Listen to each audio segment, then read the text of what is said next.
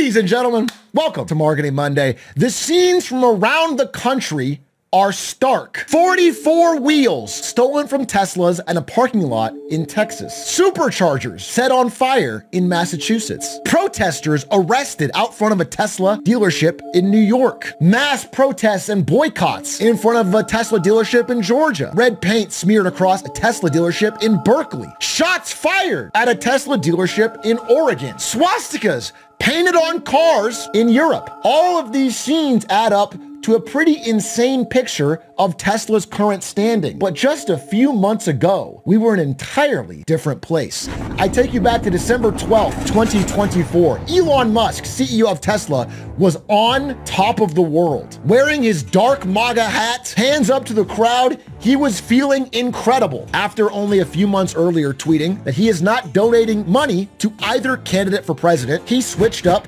rather quickly and became a huge supporter of Donald Trump to the tune of around $300 million. And because of that, he was deeply enmeshed in the administration when Donald Trump won the election, thus making him, in the days after the election, $200 billion richer. By December 12th, about a month after the election, his net worth topped $400 billion, which, if you don't know, makes him the richest man in human history. I'm not exaggerating. Mansa Musa, who you might bring up, but even with the best estimation, had 400 billion. John D. Rockefeller, the first billionaire, had at his peak wealth 1.5% of the US GDP. Insanely wealthy. At this day, December 12th, Elon Musk had 1.6. He was richer than every man that has ever lived. Not even in the fictional world. Forbes puts out a Forbes list called the Fictional 15 and estimates the wealth of fictional characters like Scrooge McDuck. Elon Musk on December 12th had more money than all of these fictional characters combined. More money than Tony Stark, Scrooge McDuck, Bruce Wayne, the Tooth Fairy. It's a level of wealth, again, that is really hard to wrap your mind around. And he was feeling pretty damn good about it. He had the political power, the insider connections, the wealth, all of his companies were up. And in the past 3 months, something of a car crash happened. Tesla stock, almost inexplicably, dropped 50% since December 12th. 50% in 3 months, below where it was before the election. Now, this number is hard to wrap your head around, but Tesla's market cap loss, its valuation lost in this short period, is equivalent to $800 billion. And I want you to try and understand the scale of what that loss is. Tesla's losses since December 18th, 2024 are greater than the entire value of Toyota. It's like if Toyota went to zero. Is that crazy? No, because it's way more than that. It's Toyota plus Ferrari plus Mercedes-Benz plus VW combined, all going to zero. Is that crazy? No, because it's way more than that. Tesla's losses since December 18th are equivalent to Ford, Subaru, Mazda, Toyota, Nissan, Rivian, Honda, Ferrari, Porsche, Mercedes-Benz, Aston Martin, Hyundai, Kia, VW, GM, and BMW combined. It's as if every one of these companies went to zero in 3 months. I am not exaggerating. I'm not upplaying it. This is exactly the amount of market cap lost. And take $10 billion on top of that and light it on fire. Why? In 3 months, how could the fortunes of a company change so quickly? Some people have a very specific answer. But whether that was a Sieg Heil, a Roman salute, or it's just his heart was going out to you, I know what it looks like to me. And I do know that the timing is pretty convenient in that the day that happened was basically the beginning of the losses this year. But what this presentation is going to talk about is that there is so much more rotten under the hood of this company. There is so much more worth taking a look at business-wise than just the political machinations of Elon Musk. Now, that being said, his reputation is falling and it is taking Tesla with it. We should start by talking about some of the politics, okay? Because there's no doubt about it. And it's a bit of a stark situation, play on words intended, because 7 years ago, it was widely accepted that Elon Musk was the real-life Iron Man. People have called you the real Tony Stark. How are you? Congratulations on the promotion. Thank you very much. Elon, Thank you. Those Merlin engines are fantastic. Oh, thank you. Yeah, good idea for an electric jet. You do? Yeah. Then we'll make it work. You gotta be kidding me. Sorry? You're Elon Musk. I am? So let's talk about the Tesla. I have a Tesla. Yeah. Okay, and I love it. I love it. Good luck, Machete. Kenneth Fleming. Elon Musk. Elon Musk? Yeah. Tesla Elon Musk? Yeah. Wow. Are you sincerely trying to save the world? Well, I'm trying to do good things, yeah. I mean... But you're trying to do good things and you're a billionaire. I mean... Yeah. That seems a little bit like either superhero or supervillain. You have to choose one. It's funny, it kind of cuts off, but he paused for a long time after that question. In 2018, Jay Schlatt tweeted, if America's gonna get another billionaire president, can it at least be Elon Musk next time? I mean, his reputation was, for all intents and purposes, solid gold. And then a lot of things happened. I think most of you are well aware of these things. I don't need to go too much detail, but a quick recap between 2018 and now. He called a Thai cave rescuer a pedophile for not using his submarine. He said he was going to take Tesla private at $420 a share and funding was secured. So everybody pumped the stock to $420. Then he said, oops, I don't actually have the funding. Losing investors $12 billion, getting his Twitter account frozen briefly by the SEC. He said COVID would have 0 new cases in America by the end of April. He said his pronouns are prosecute Fauci. He said in 2021 he'd prefer to stay out of politics, then got deeply into politics, then said Trump would be too old to be president, then got super in with Trump. He said it's going to be the most awesome presidency of all time, the most fun president of all time. He said he wanted to buy Twitter as a joke and then tried to back out and then was forced by a court to do it. Then once he owned Twitter, he said, I'll abide by a poll for everything that I do, including I'll step down if I lose this poll. Then he lost the poll, then stopped doing polls. And perhaps most damningly for us gamers, he was caught and eventually admitted to boosting in Path of Exile and Diablo 4. Now there's many, many more things in there. I'm just giving you a brief example of why his reputation might have taken a hit over the past 4-ish years, including the fact that Jay Schlatt 5 hours ago tweeted, I take it back. Your opinion on each of these individual instances can vary, but the business case for it is pretty damning. There's been a backlash. Major brand worries. How toxic is Elon Musk's behavior for Tesla? Again, he's so deeply intertwined with the brand of Tesla in consumers' minds. They can't really separate Tesla and Elon Musk. It's creating a reputational problem for the brand, leading to declining sales and damage to Tesla globally. In every country other than China, Tesla's reputation has dropped year over year. It doesn't even include 2025 numbers. And sales data shows that even people that love their Tesla cars are starting to get sick of Musk's behavior. They're buying stickers like this. I bought this before Elon went crazy, and having quotes like this. I'm sort of embarrassed to be seen in that car now. I bought this before Elon went crazy. People are trying to signal that, hey, I don't support necessarily all this behavior, even though I bought Tesla. Companies that compete with Tesla are even using this in their marketing. He had put this on Instagram, I think, putting a sticker on their new car, their new EV. Quotes like this. When he stood up and made that Sieg Heil Nazi salute, something clicked in my head and I thought, I cannot drive a Tesla. I don't care how affordable or fun they are. None of that mattered anymore. What used to be such a glamorous statement car, to me, actually became a really repulsive one. Whether you agree with this person or not, this is a customer. When you're a business, this customer matters. And this customer adds up. Dr. Kumate here bought a gold-plated Tesla Cybertruck to advertise his business. This is a guy who was all in on the brand. Now he wants to sell it because of all the backlash. And it's partially because people are getting negative feedback from those around him. This is on Reddit in R Boston. People don't want this to happen to them when they buy a Tesla car. Stickers are getting placed on cars that say, don't buy a swastika car. Now, Elon Musk will tell you that all of these protests are being astroturfed by Democratic mega donors like George Soros. I think sales data would show that is not necessarily the case. And even if vandalism and the protests are, I think, rightfully stopped by police, as is happening here in Chicago, people don't want to go through a police picket line to buy a car.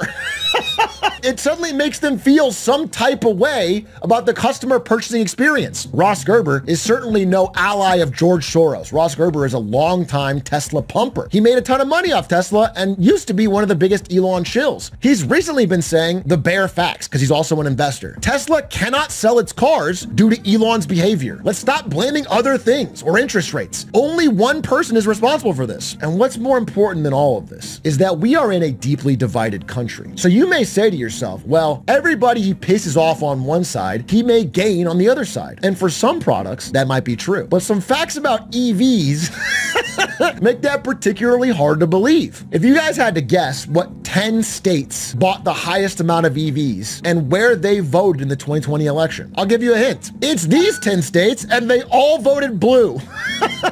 They're all pretty deeply blue. Now, if I were to tell you which states bought the least amount of EVs, it would be these 10 states, and they all voted Trump. You might be seeing a pattern. Courting Trump voters can be a fine business strategy for, I don't know, for a beer brand or something, but for an electric vehicle specifically, it's kind of a losing one because they don't want to leave gas-powered cars. The data's pretty stark on this. 55% of Republicans say there's no chance at all they consider buying any EV in the next decade. So it's an uphill battle. At the same time, they're coming into a certain time of a particularly dangerous economy. So politics aside, if Tesla was just a car company going into this 2025 year, they'd already be in trouble because as recession fears grow, late car payments have never been this high. It's the highest level since they began tracking the data. There have never been this many auto borrowers 60 days past due. People are not able to make their car payments as is, let alone able to buy brand new cars, which might explain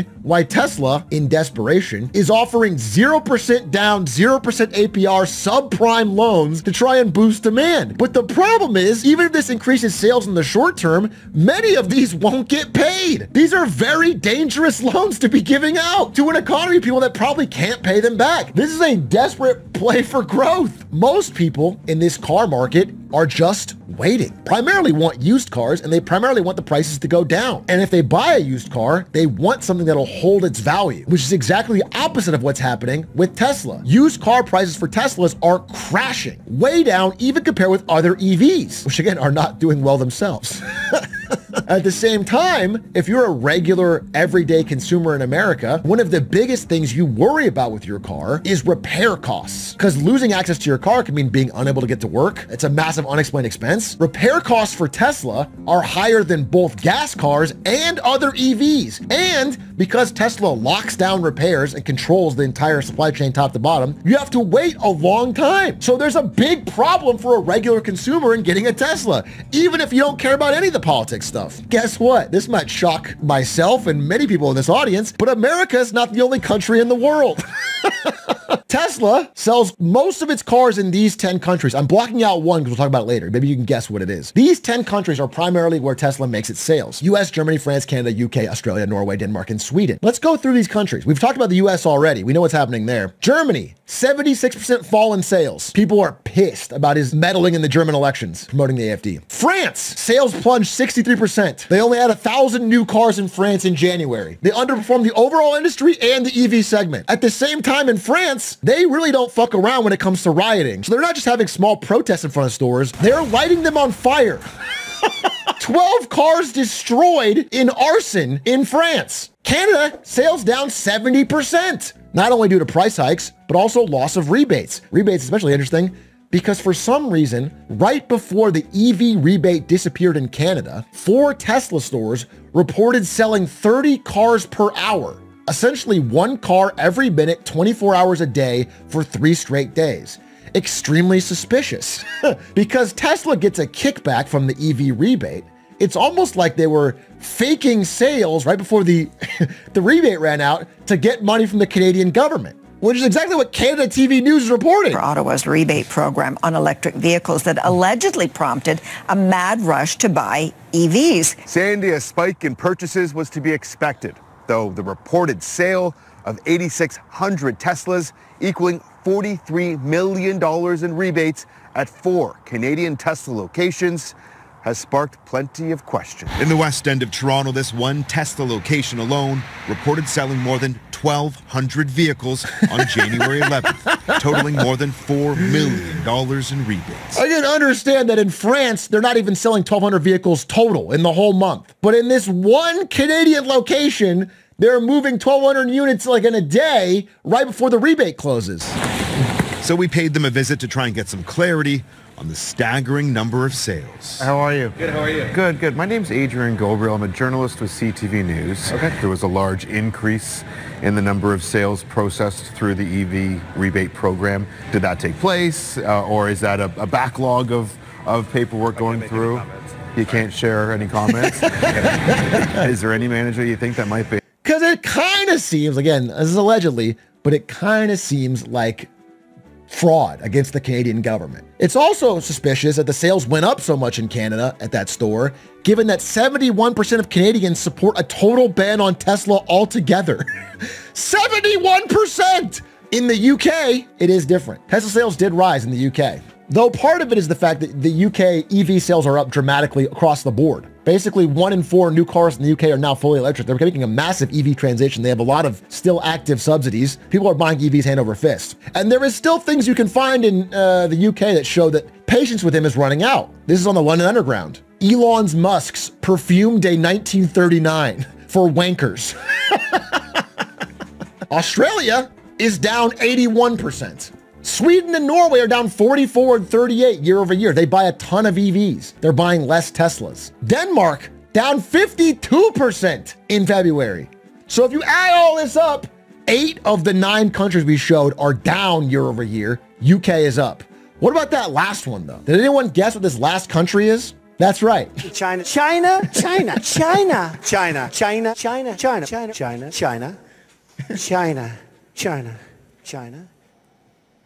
China! It's China! Probably the most important country in the world for the future EV battle. How is Tesla doing in China? It's been a steady source of growth for them for a long time. And it's worth noting that unlike every other country here, the people in China don't give a shit about Musk's politics. Survey after survey shows reputation of Tesla has not been harmed by Elon's antics. They still think he's a cool tech guy, but that doesn't matter. The truth is, disappointing sales in China, and they are down 49%, are not because of his politics or caring about Elon at all. It's because of their narrow and dated lineup and up-to-date and more exciting offerings from BYD. Basically, they're just getting out-competed. Tesla is flaming in China, and the rapid rise of BYD is to blame. It's not because of a Sieg Heil. They're just getting lil broed by the BYD Atto 3 and the BYD Seal. And these BYD products are promising a Tesla-level car, but built for the Chinese audience at a fraction of the price and sold within country. And if only somebody exactly 5 years ago could have predicted in a Discord chat with Ludwig and Stans, this very day the Shanghai Gigafactory was announced, that China was going to prop up a competitor with government money and force Tesla out eventually within the next 5 years. And exactly 5 years after this post, BYD surpassed Tesla in 2024. Once they surpassed them, they have not let go. By 2025, it's not even close. They're getting mogged in the country. At the same time, some of their future offerings about self-driving tech, well, those are getting mogged too. Because in a surprise announcement, BYD announced self-driving tech, basically the equivalent of Tesla's FSD, for free. If you buy a Tesla, you have to pay an extra 8-10 grand to upgrade the self-driving. BYD rolled it out to every make and model for free. Tesla responded by trying to roll theirs out in China, but immediately users that tried it were greeted with tons of tickets. 全部都处理完了。 This guy turned on his Tesla self-driving and got 7 tickets on one ride. 对，自行车道，自行车道，不要，大哥，这是自行车道。 It keeps driving into bike and bus lanes that it's not allowed to, and in China, the camera automatically detects it and flags you. So it's like instant punishment. You can't just apply the same FSD software you got from other countries in China. It has unique roads and lanes and signs. BYD has accounted for that in their self-driving because it's built for China. Sales declining in 9 out of 10 countries where it makes basically all of its sales. Politics causing backlash. Competition causing sales problems. But all of these aren't even as big of a problem as this one. Math. Even if none of these were happening, there would still be a problem with math. Now, thankfully, it's not going to be this math because I'm a business major. It's going to be business major math, which looks more like this. Very, very simple. A price earnings ratio is essentially what a company's worth divided by how much it actually makes. Gives you a good idea of when you as an investor will get your money back. For most car companies, like for example, Ford, a PE ratio might be something like 5 to 10. Pretty much saying, hey, you're not a high growth company. I'll get my money back in about 5 to 10 years. For a high growth tech company, which might grow dramatically in the next few years, you can give them a PE ratio as high as 20 to 30. Apple sits at 35. Let me help you understand that maybe not all of the Magnificent Seven truly belong. Apple deserves this number because they make $96 billion in profit a year. They're one of the greatest cash-generating geysers in human history. Google made $100 billion in profit last year, a 35% increase. Microsoft made $88 billion, a 21% increase. Meta made $62 billion, up from $39 billion, a big increase. These are all cash geysers, tens of billions of dollars of profit. Amazon made $59 billion, a 94% increase. Of course they have a high PE ratio. Nvidia has the highest of them all, a PE ratio of 60, which is crazy, but they're up 144% year over year, $72 billion in profit. That's 6. What's the 7th? Tesla, last year, made $7 billion in profit, a 52% decrease. Not only are they going down in profit, but this amount isn't that much to begin with. It certainly doesn't qualify them to be up with all these trillion-dollar magnificent companies. And so if we go back to our simple price earnings ratio, what it's worth divided by what it makes, Tesla's still worth $722 billion, and they made $7.13 billion. So if you do the very simple math here, you'll find out that Tesla's PE ratio is not 5 to 10, it's not 20 to 30, it's 101 still. It declined by 50% and it's still astronomically high. The level of growth expectations baked into this fairly small company is fucking crazy. It's 101 today. And that leads me to an important question that gets asked a lot. The question is, why are we not getting rid of Elon Musk as CEO? He's causing us all this reputational damage. Why not get rid of him? We can ask ourselves, what would Tesla be worth without Elon Musk? What if it was valued like a normal car company or even like a normal tech company? Well, it turns out that math has been done in this article by Fortune. And I updated it for the new numbers, but essentially Tesla's actual valuation, if you ran the numbers normally, would be $84 billion, which means a massive portion of their valuation is just hype. It's just Elon Musk's ability to promise and promise and promise and promise and promise the future. Which means it's very hard for them to actually get rid of him, even though Tesla sales are down and they have to keep cutting prices and they're in a price war they can't win, even though they're trying to unload inventory and it's bad news for investors, even though their profit per vehicle continues to tank. The car company is still worth $722 billion. If it was valued normally, it would probably be closer to 84. Even Tesla employees say he's like a pigeon CEO. He comes in, shits all over us, and goes. But they can't get rid of him. Every dot on this chart is a tweet. You'll notice in 2022, when he bought Twitter, it gets blood red. Even though he spends the vast majority of his day tweeting, they can't get rid of him. Because if they get rid of him, they're going to lose this much valuation from the company.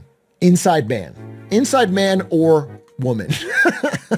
The chairperson of the Tesla board, Robin Denholm, has been selling Tesla stock hand over fist. Every package she gets, she is dumping on the market because she knows this valuation cannot last. The Tesla CFO is selling hand over fist. Kimball Musk, Elon Musk's brother, is selling hand over fist. If you look at the insider sales of a normal tech company, let's say even a highly valued one, possibly overvalued one like Nvidia, it looks like this. Basically, there's always more sold than bought. People get paid in shares, so they sell. There's some people buying, most are selling. If you look at the insider trading, not insider trading, insider activity of Tesla shares, you'll find 0 purchases. Not a single Tesla executive is buying Tesla stock. Every single one of them is selling. Selling.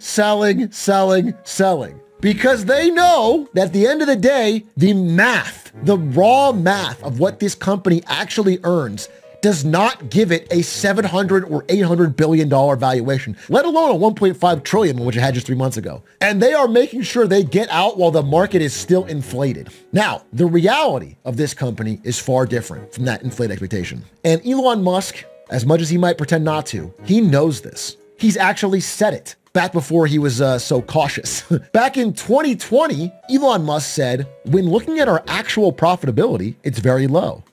investors are giving us a lot of credit for future profits, but if at any point they conclude that's not going to happen, our stock will immediately get crushed like a souffle under a sledgehammer. That's 100% true.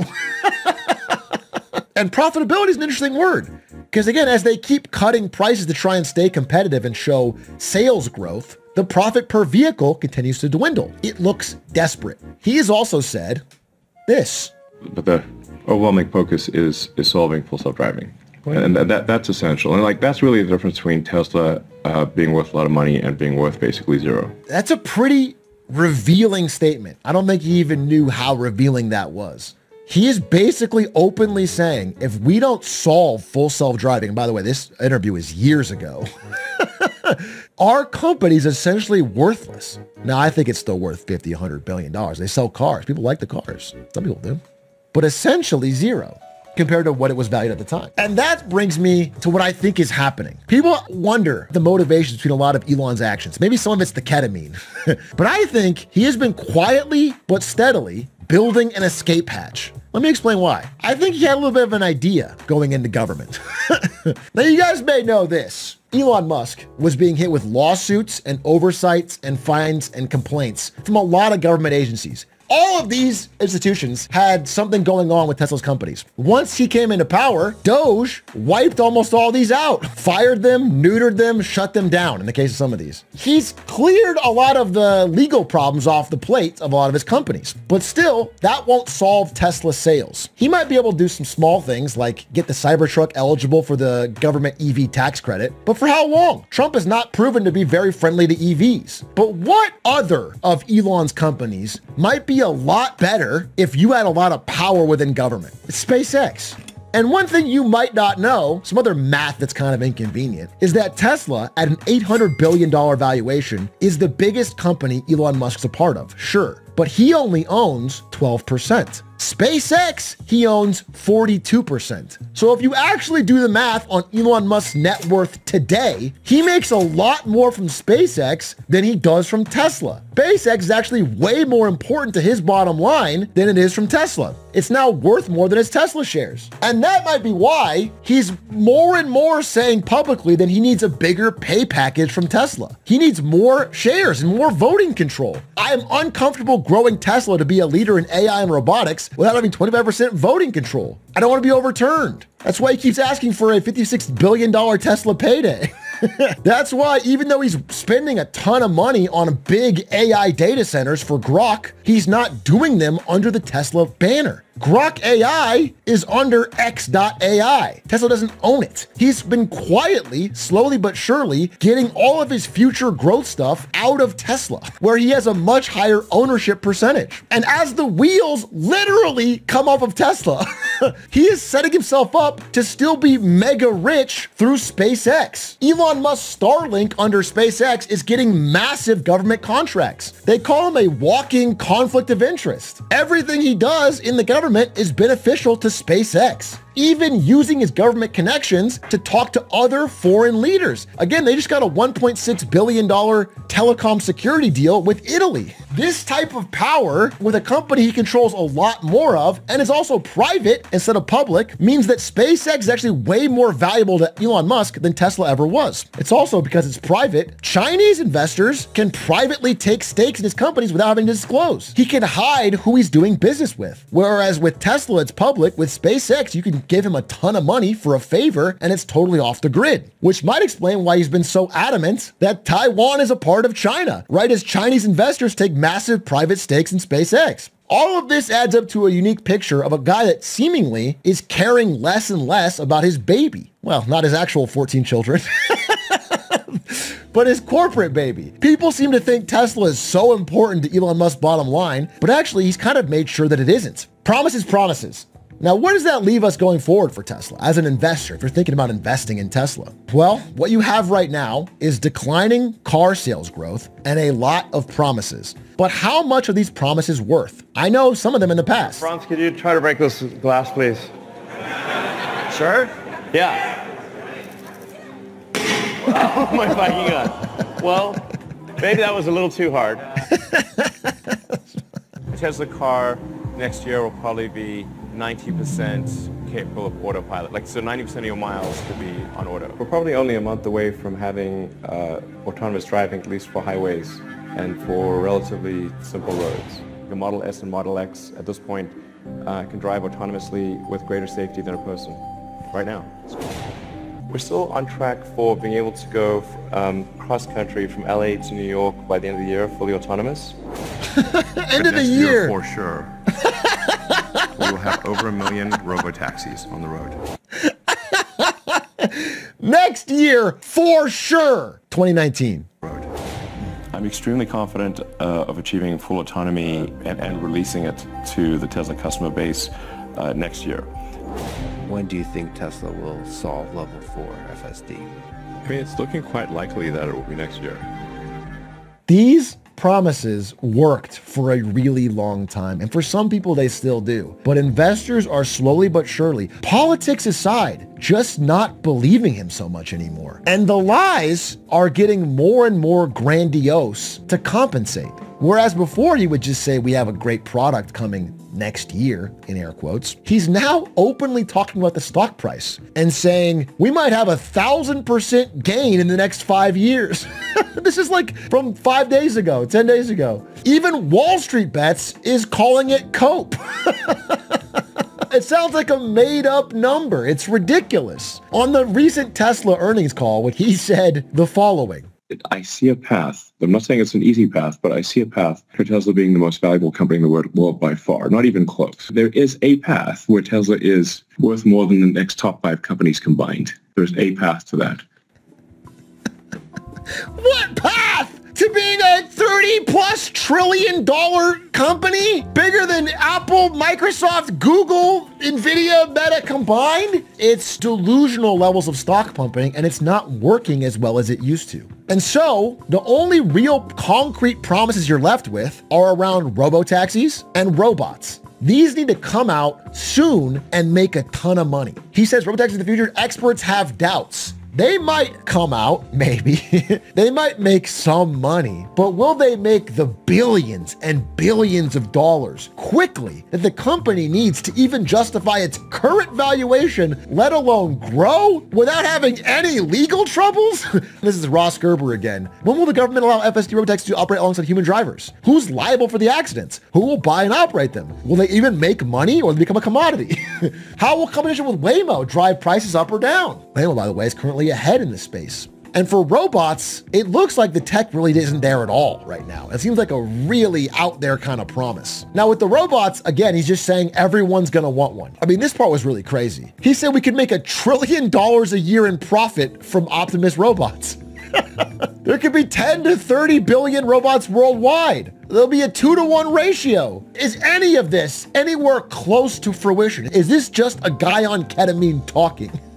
Is there any hard math behind these numbers, or are you just saying what you want investors to hear to keep the stock up? I think before, a lot of people would say, I believe him. And I think now people are saying, wait a minute, maybe I don't. Especially after what has turned out to be quite a massive debacle with the only recent product they've announced, which was the Cybertrucks, which despite arriving late, were still rushed out.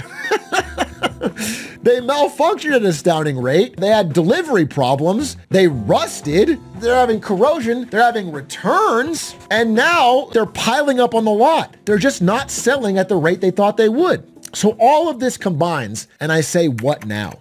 Where do we go from Tesla? Not about Elon, where does Tesla go from here? First of all, politically, I haven't seen this much backlash on a company, maybe ever. It's a coordinated global boycott / denouncing / the most recent example that's anywhere close is the Bud Light boycott by conservatives in America. That was because of the Dylan Mulvaney transgender Instagram post. Again, Bud Light backtracked and had a fucking Shane Gillis out within a year, right? Even this is such a smaller thing, and Bud Light, cowardly or not, immediately backtracked.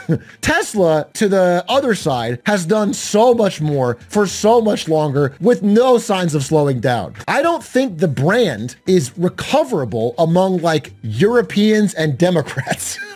which again is like a large part of the EV buying audience. I sincerely believe that unless there's such a massive tech advantage that people have to buy it, it feels like the brand is kind of poison, which makes it very hard to see the sales growth you want. By the way, Bud Light, despite being a much smaller controversy and lasting for much less time and only being in one country, still hasn't recovered. I can't imagine the amount of damage that's happening to Tesla right now. Now, there are attempts to rectify it. Donald Trump stepped in today and said to Republicans, conservatives, and all great Americans, Elon Musk is putting it on the line in order to help our nation, and he's doing a fantastic job. But the radical left lunatics, as they often do, are trying to illegally and collusively boycott Tesla. I would say vandalism is illegal, but boycotting is not illegal. You can't force someone. You can't force someone to buy a Tesla. One of the world's great automakers and Elon's baby in order to attack and do harm to Elon and everything he stands for. They tried to do it to me at the 2024 presidential ballot box, and how did that work out? In any event, I'm going to buy a brand new Tesla tomorrow morning as a show of confidence and support for Elon Musk, a truly great American. Why should he be punished for putting his tremendous skills to work in order to help make America great again? Trump is in his corner. Trump followed through on his promise. I'm going to buy because, number one, it's a great product, as good as it gets. And number two, because this man has devoted his energy and his life to doing this. I think he's been treated very unfairly by a very small group of people. So I just wanted to make a statement. I'm going to buy one. Now, here's the bad news. I'm not allowed to drive because I haven't driven a car in a long time, and I love to drive cars. So they had a Tesla auto show at the White House.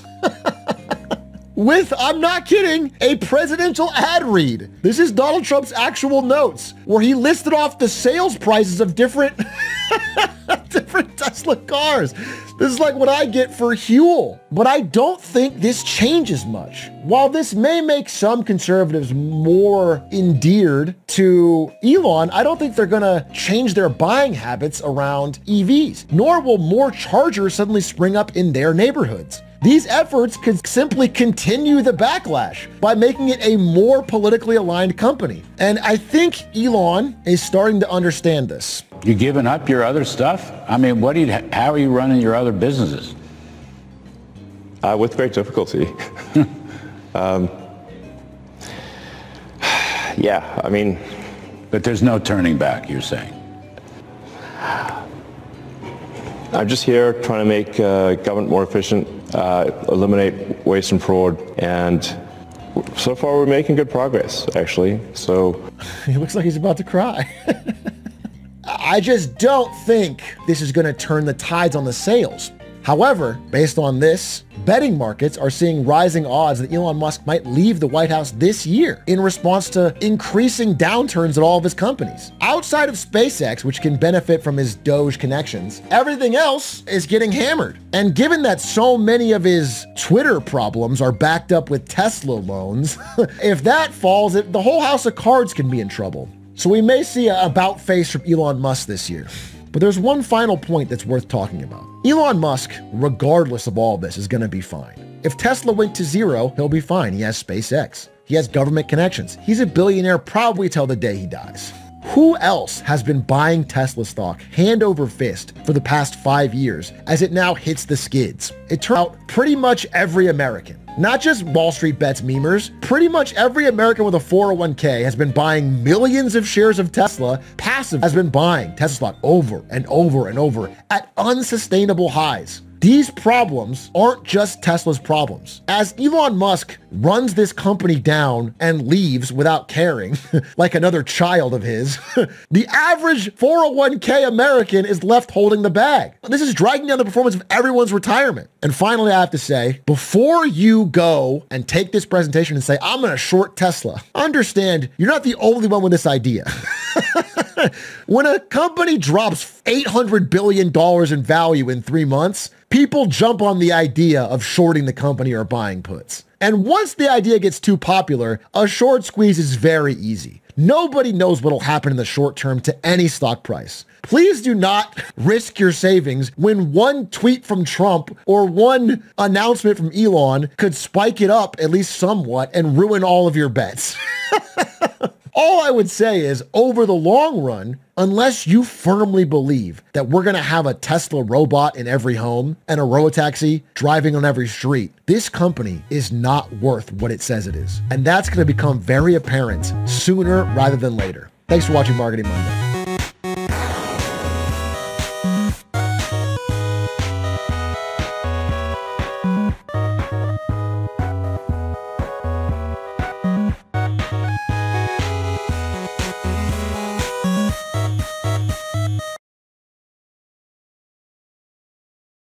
We're boycotting Tesla. I sold my Tesla. I traded it in for a Subaru, actually. Shut up, Elon! Go home!